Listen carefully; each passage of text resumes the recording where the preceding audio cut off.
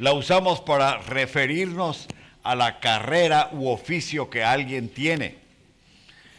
Digamos que las cosas tienen un oficio, los utensilios tienen un oficio, los objetos tienen un oficio, y a todo eso le llamamos la vocación que la cosa tiene. ¿Sí? Por ejemplo, un auto tiene, como por así decirlo, la vocación de transportarnos de un lugar a otro. ¿Sí? Las hermanas que tienen los utensilios en la cocina, sabemos que los utensilios que están en la cocina son para cocinar. ¿Sí? Los hermanos que tienen utensilios de trabajo, yo he estado ahí siguiendo muy de cerca las conversaciones y los objetos con los que los hermanos trabajan aquí en los campos, y obviamente esos objetos tienen un uso. El uso es recolectar, el uso es pesar, el uso es transportar el fruto que se corta, que se cultiva. Pues la vocación es algo muy importante, es para qué estamos llamados. ¿Y a ti quién te llamó? ¿Verdad? ¿Para qué estamos llamados? Pues nosotros aquí vemos, unos hermanos tienen vocación musical, el hermano director es músico también. El hermano pastor es maestro, predica, enseña. Yo tengo un grupo aquí en Salmuera de 7 personas de la iglesia que están, pero creciendo y creciendo para eventualmente también mostrar sus dones, enseñando y predicando la palabra de Dios. Y esa es una vocación, es un llamado para hacer esa tarea. Yo les voy a contar una historia que puede resultar interesante. Hace algunos años, quisiera pensar que pocos, pero realmente son muchos, cuando estaba por graduarme del seminario, mi madre me contó una historia que nunca me había contado. Y la historia dice que ella, en el trabajo de parto en el hospital, un poco desesperadas como se ponen a veces las señoras, ¿verdad? Porque es un momento muy difícil, ¿sí? Ella oró al Señor en voz alta ahí en la sala de parto y le dijo: Señor, si tú me dejas este niño, yo lo dedico a ti. Y nunca me lo dijo. Nunca me lo dijo. Y Dios le cobró lo que ella ofreció. Y me lo contó a mí hasta que yo me estaba graduando del seminario. O sea que Dios le cobró a ella la promesa que ella le había hecho. Ahora, lo más chistoso dice que en la sala de parto las enfermeras se referían ahí al recién nacido ese que estaba ahí. Las enfermeras se referían al recién nacido como el pastorcito. Entonces así, mire, venga que vamos a limpiar al pastorcito, que vamos a bañar al pastorcito, que vamos a darle de comer al pastorcito. Y Dios le cobró a mi madre el voto que ella había hecho sin yo jamás haberme enterado de eso. Eso se llama estar llamado desde antes del vientre de su madre. Dios me tenía escogido desde antes del vientre de su madre. Y yo me atrevo a decir, hermanos, que hay un gran tema que se llama en la Biblia la elección. Y ese tema que tiene que ver con la elección, al final tiene que ver con otra cosa. Tiene que ver con sumar personas a la obra de Dios. Y el hermano Sam ha sido sumado a la obra de Dios. La elección es una cosa que Dios hace allá en la eternidad. Pero Dios a todos nosotros que nos ha llamado a creer en Jesucristo, también nos hace por esa elección parte de la obra de Dios. Y tenemos que hacer esa obra de Dios. Es un llamado glorioso, es un llamado a servir, es un llamado a vivir para Dios, a conocer mejor al Señor, a entregar nuestra vida a los demás. Es parte de ese llamado del que estamos hablando. Y Jesús llamó a 13 hombres a cambiar el mundo con él. Ahí estaba Judas, uno que iba torcido y que iba mal, pero Dios lo sustituyó después por Matías. Y después agregó un 13º hombre que fue a Pablo, cuando Pablo perseguía a la iglesia, del cual vamos a hablar en un momento. Pero Pablo también hizo un ministerio, y por ese ministerio llamó a Timoteo, a Bernabé, a Silas, a Tito, a Epafrodito, a Enésimo, al doctor Lucas, a un montón de hombres Pablo llamó y sumó para trabajar con él. Un hombre que movió todas esas voluntades porque Jesús lo había llamado a él. ¿Y saben ustedes qué tenemos hoy? Tenemos al hermano Sam, que hace lo mismo hoy porque Jesús lo llamó a él a servirle. Y mientras usted piensa en cómo el Señor llama al ministerio a otros, abra conmigo su Biblia al libro de los Hechos, capítulo 9, versículos del 1 al 9.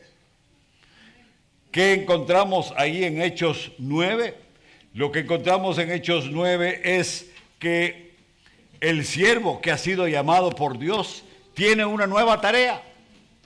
Tú has sido llamado por Dios a creer en Jesús, pues no estás aquí para descansar, ni para turistear, ni para visitar. Estás aquí para trabajar. Eso es parte de lo que nos va a decir Hechos 9, 1 al 9. Que el siervo que ha sido llamado para creer tiene una nueva tarea que no puede evadir.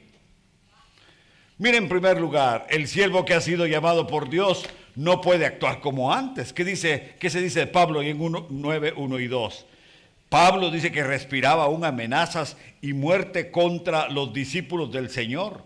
Vino al sumo sacerdote y le pidió cartas para las sinagogas de Damasco a fin de que si hallase algunos hombres o mujeres de este camino, los trajese de nuevo a Jerusalén. Mire el versículo 1. Saulo es nuestro modelo de lo que hay que dejar de hacer, de lo que no se debe hacer.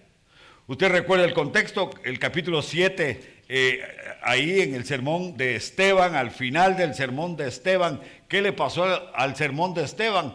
El sermón de Esteban no tuvo conclusión. La conclusión fue la conclusión de Esteban. Esteban murió apedreado. Sí. Esa fue la conclusión del sermón.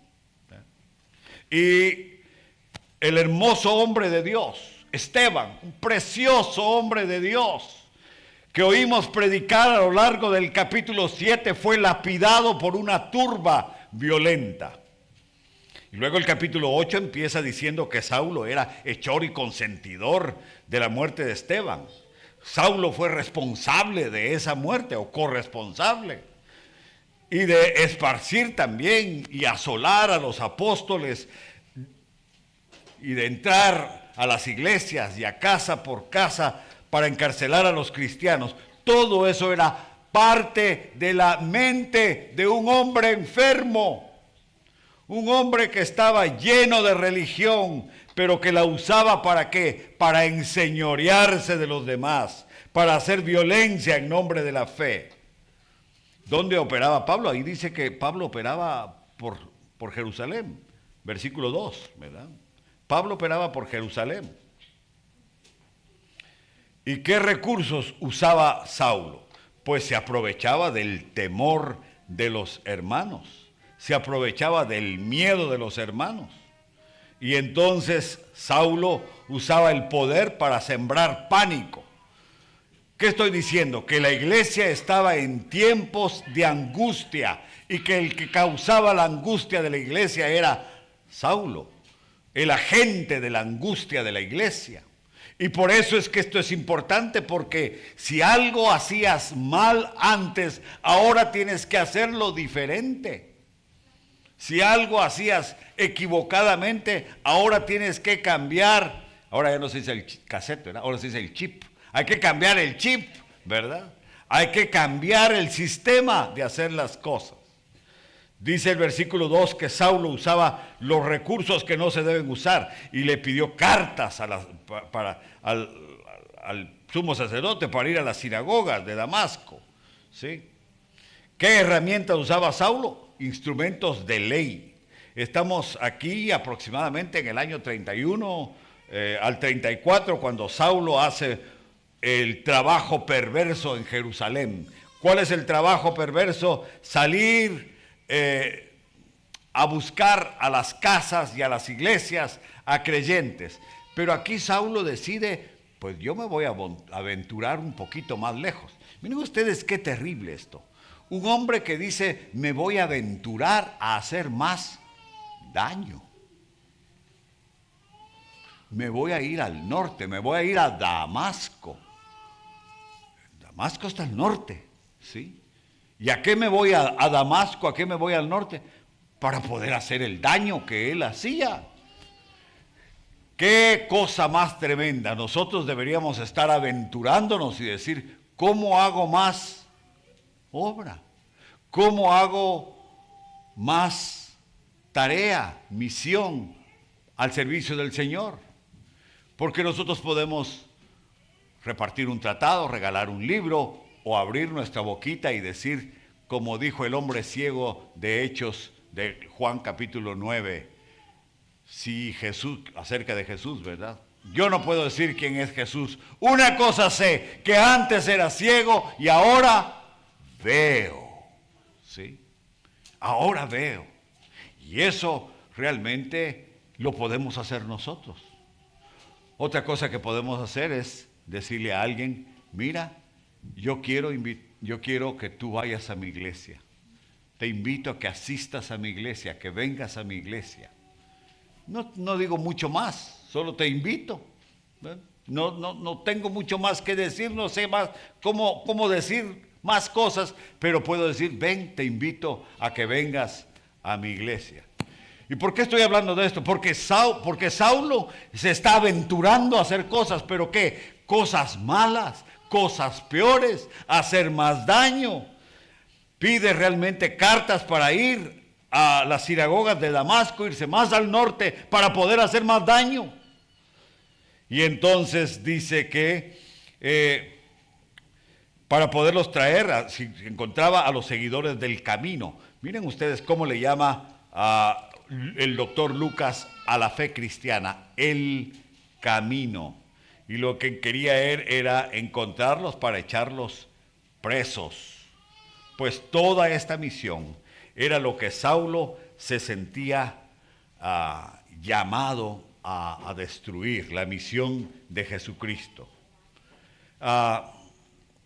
Aquí lo que tenemos es que cuando uno se da cuenta de la tarea que Pablo está haciendo negativamente, como que algo debe transformarse aquí, decir, pero si este hombre usaba todo su ingenio para hacer el mal, ¿por qué no puedo yo usar todo mi ingenio para hacer el bien?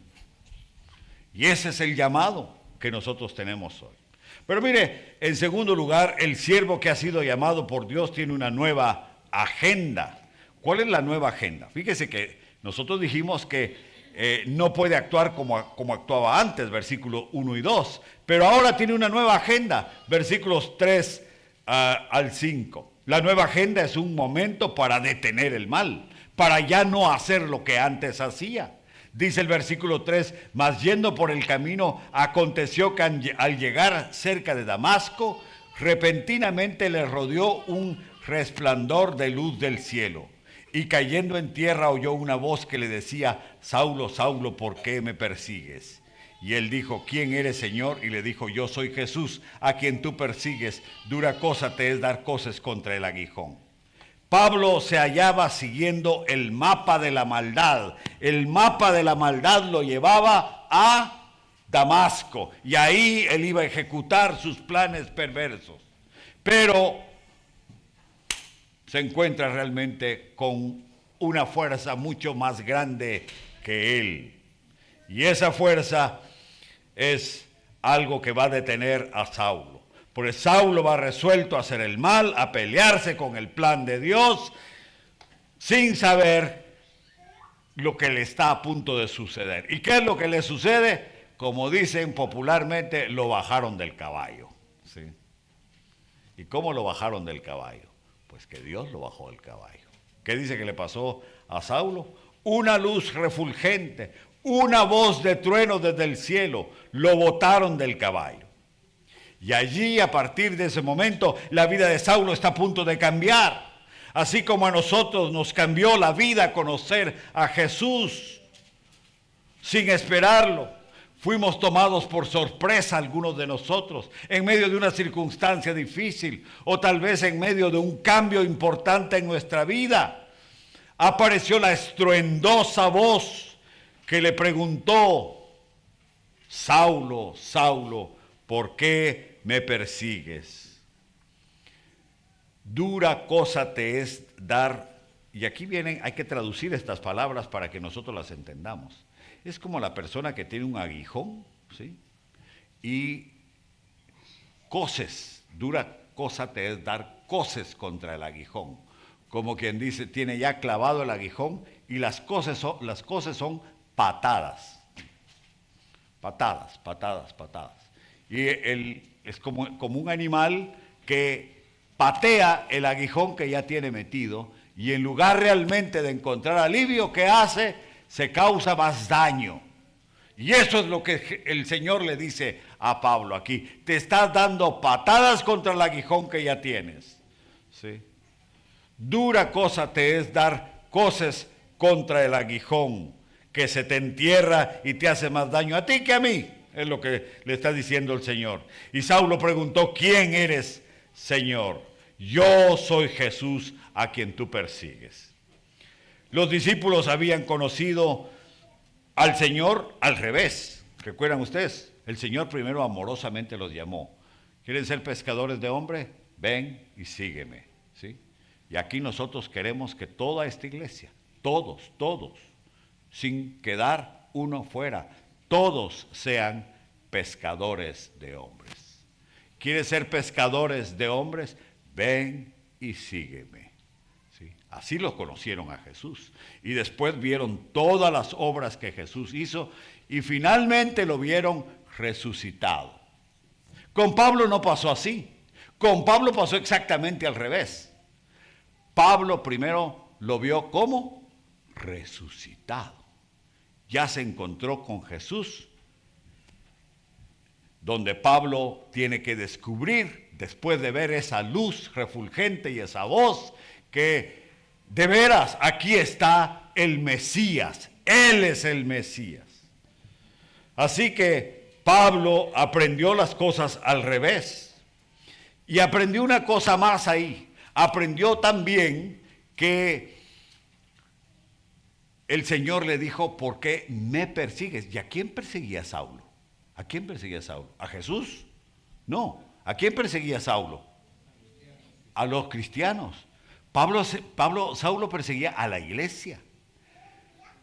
Y entonces es muy posible que la doctrina de la que Pablo va a ser campeón y de la que nos va a hablar mucho después, él en la Biblia, en sus cartas, explicándonos que la iglesia es el cuerpo de Cristo, sea algo que aprendió exactamente en este día, en este momento. Porque él realmente no estaba persiguiendo a Jesús, estaba persiguiendo a la iglesia. Y que a través de esa alusión donde Jesús dice: no le dice a Pablo: Pablo, estás equivocado, tú no estás persiguiendo a la iglesia, estás persiguiéndome a mí. Y esa vinculación entre Jesús y la iglesia es la que les revela a Pablo, por así decirlo, que realmente la iglesia, la iglesia realmente a la que él persigue es nada más y nada menos que el cuerpo de Cristo. El cuerpo de Cristo. Así que la doctrina de la iglesia como cuerpo de Cristo es paulina a partir de este momento. Y Pablo la aprendió en este momento. Pablo no persigue a un grupo de gente desvalida, a un grupo de gente asustadiza, humillada, desparramada. No, Jesús le dice, Pablo, estás persiguiendo mi cuerpo, la iglesia. Este es el momento, Pablo, de detenerse, de no hacer más eso. Y Pablo está a punto de recibir entonces esta gloriosa invitación. ¿Y cuál es la gloriosa invitación? Está ahí en la primera parte del versículo 6. Es la nueva agenda, es una invitación a hacer la voluntad de Dios. Entonces Pablo, temblando y temeroso, dice la Escritura, preguntó, Señor, ¿qué quieres que yo haga? Y usted pregunta, ¿y en dónde está la fe de Saulo en todo esto? Bueno, la fe está en que cuando Jesús le dijo, yo soy Jesús, él respondió, Señor. Yo soy Jesús, el camino que tú persigues. Y él, en tierra, por la voz, por la luz refulgente, cambia inmediatamente de forma de expresarse y de pensar y dice, Señor, Señor. Y esa expresión, Señor, es fe. Con la palabra Señor, y después de la palabra Señor preguntó, ¿qué quieres que yo haga? Ahí está la sumisión, fe y su sometimiento para hacer su voluntad. Ahora, bueno, permítame recordarle que usted está hoy aquí porque usted hizo esa misma pregunta. Señor, ¿qué quieres que yo haga? ¿Cuándo? Cuando conoció a Jesús. Cuando conoció a Jesús, usted hizo esa misma pregunta. Por eso, cuando preguntamos, Jesús nos mostró que lo que teníamos era que creer. Y nos llamó, como llamó a Pablo acá, nos llamó a ser parte de su equipo.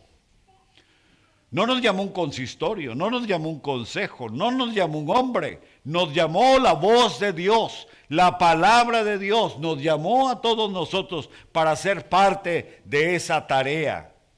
Y usted recibió a partir de ese momento una nueva agenda, una nueva tarea, una nueva misión, unas nuevas prioridades, unas nuevas necesidades, una nueva perspectiva, una vida diferente.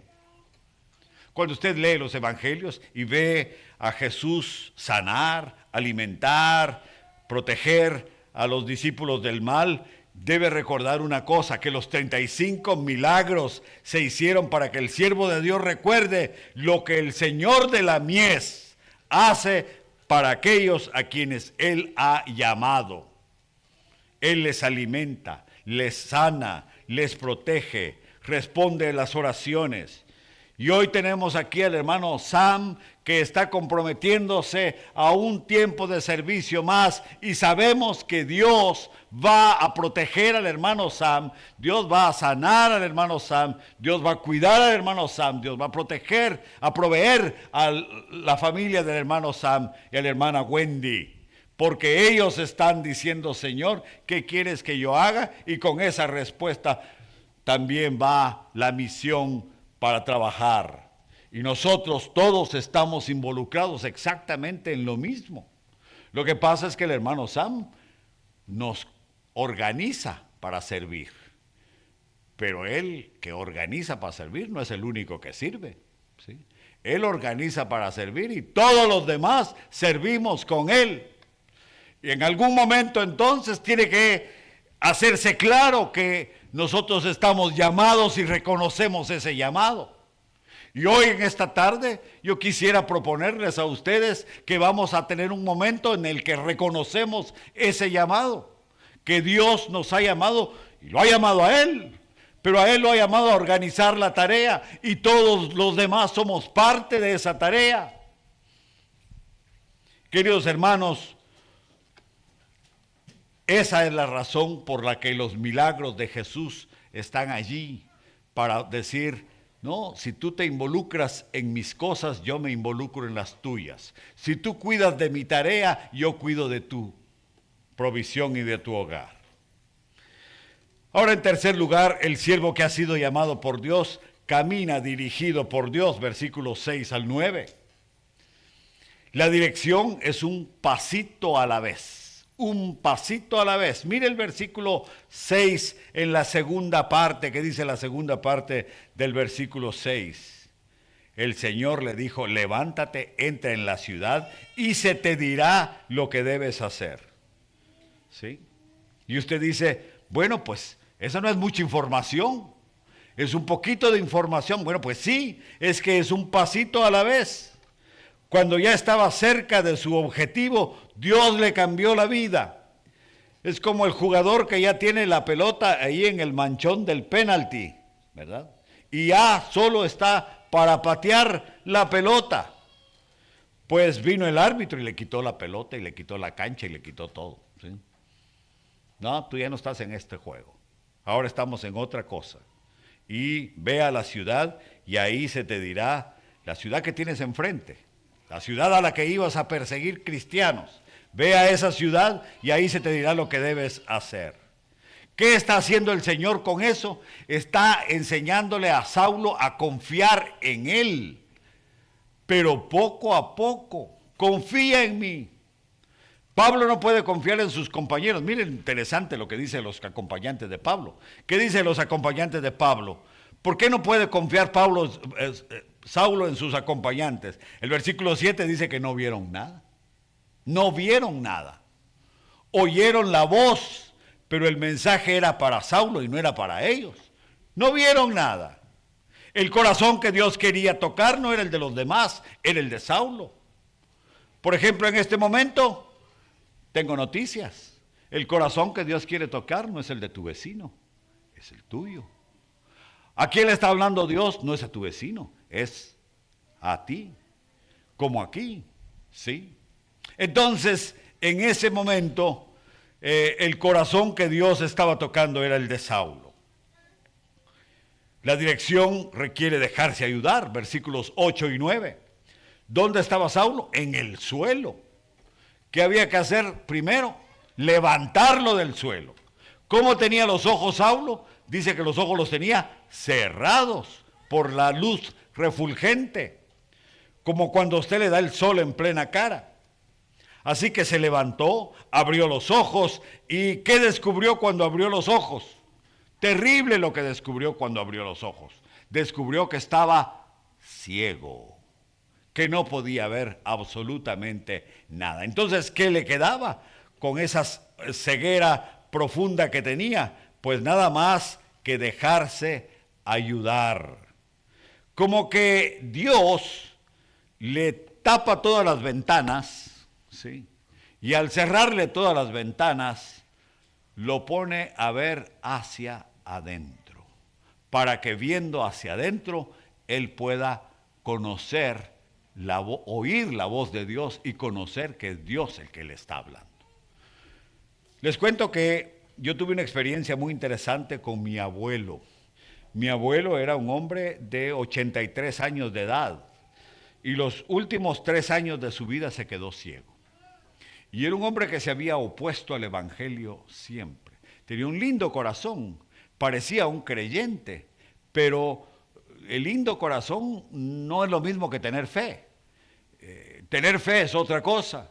Entonces Dios le cerró las ventanas a mi abuelito por 3 años y durante esos 3 años me puso a mí a vivir en su casa para que yo le hablara de Jesucristo. Y un día, en medio de esa ceguera, mi abuelito arrodillado en su cama creyó en el Señor Jesucristo y abrió su corazón a Él. Y por eso a mí se me hace tan familiar esta figura, porque yo la viví con mi abuelito. ¿Por qué estaba Saulo ciego? Porque Dios estaba queriendo hablarle al corazón, a la vida interior de Saulo, y por eso prácticamente era necesario cerrarle las ventanas ahí. Y ahí va Saulo, sacudido, un hombre de carácter fuerte, dependiendo de qué, de la ayuda. Dice que lo llevaban como un niño de 3 años, de la manita, lo llevaban para introducirlo en la ciudad. ¿Qué le parece a ustedes? Aquel hombre prepotente, autoritario, violento, inteligente, va indefenso como un niño tomado de la mano y ciego. Y ahora vamos a la escuela de Dios, la escuela de Saulo. La escuela de Saulo duró 3 años. ¿Y cómo empezó la escuela de Saulo? Con la ceguera. Empezó ciego. Le está enseñando a Saulo una cosa, que frente a Jesús, Saulo está ciego. Por eso es que tiene que abrirle los ojos eventualmente.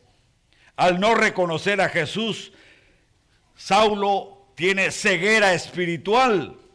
El texto termina diciendo que Saulo no comió, no bebió. Ahí está el gran Saulo afrontando su propia crisis personal, individual, quebrantado en su ser interior, como la masa del alfarero. Dios lo está moldeando, lo está recreando, está procesando en su mente la respuesta a la pregunta que Saulo hizo. La pregunta fue: Señor, ¿qué quieres que yo haga?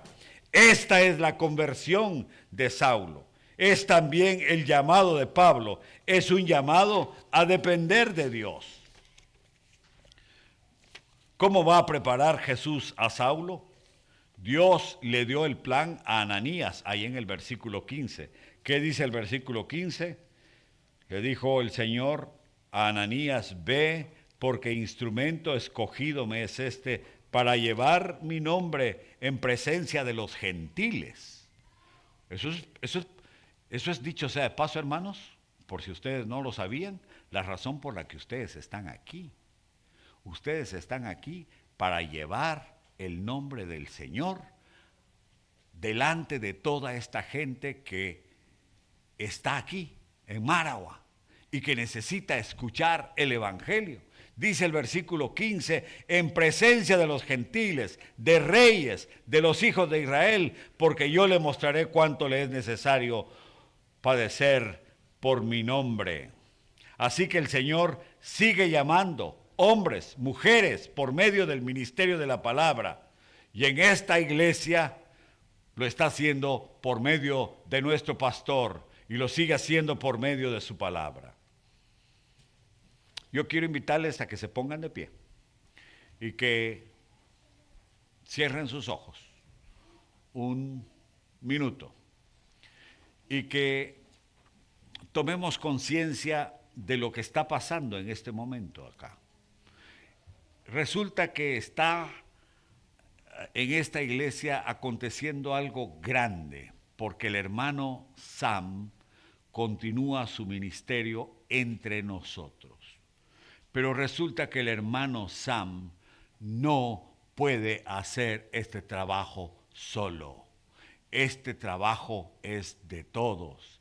Y así como Dios nos eligió para servir, para conocerle a Él y para así también nos llamó para servir en su obra.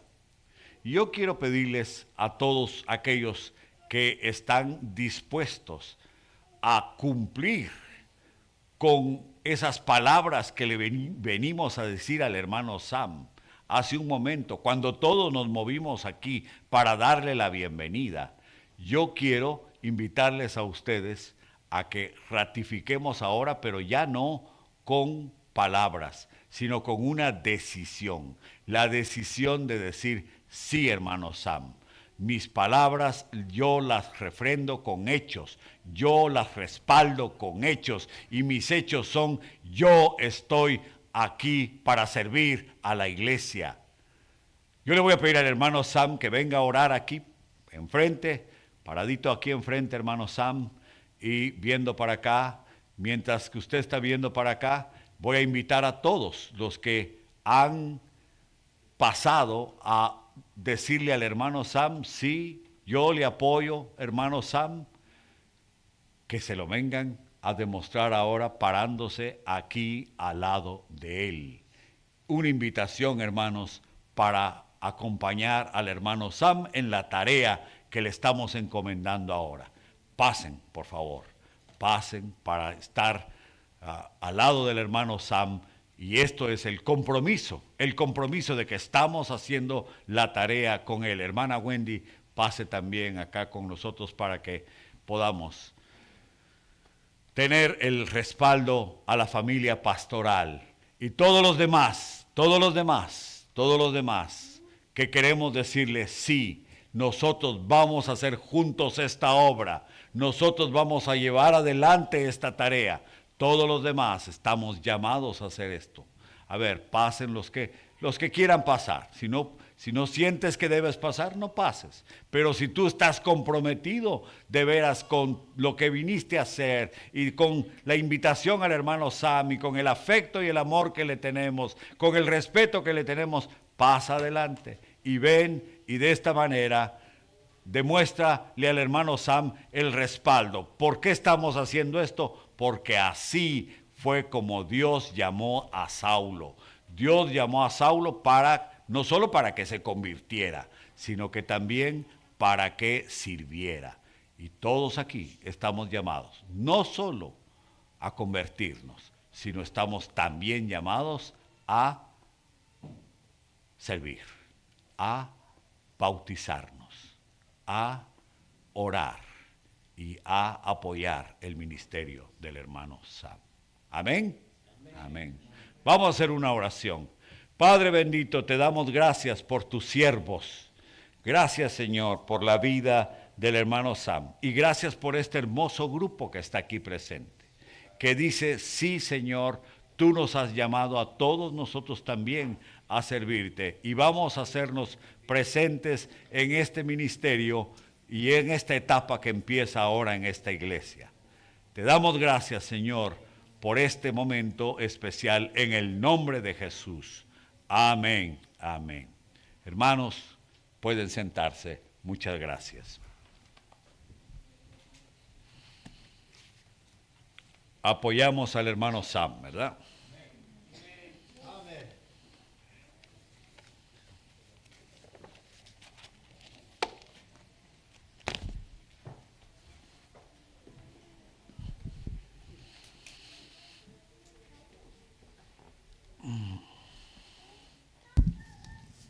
Amén. ¿Cuántos